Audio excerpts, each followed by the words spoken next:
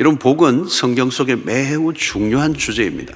본래 인간은 죄로 인하여 복을 잃어버렸습니다. 에덴에서 추방된 이후 하나님을 떠난 인간은 복을 잃어버렸어요.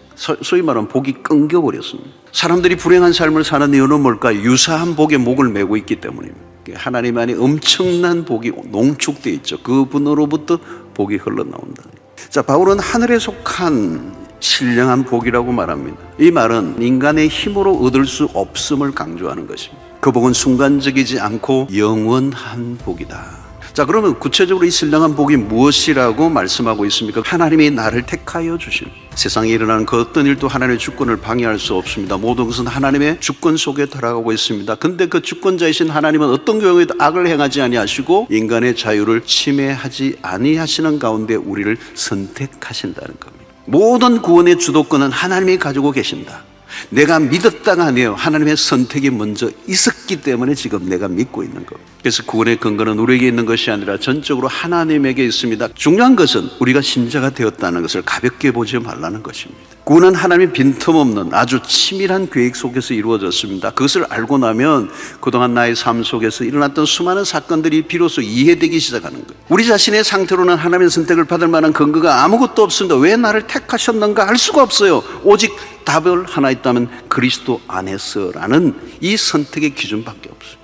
다른 조건이 하나도 없다는, 한 가지밖에 없다는, 그리스도 안에서 하나님은 모든 것에 대해서 눈이 멀기로 작정하셨다는 것. 하나님은 그리스도 안에서 우리를 무조건 봐주시기로 작정하셨기 때문에 그분의 십자가로 우리를 구원에 이르게 하신 것입니다.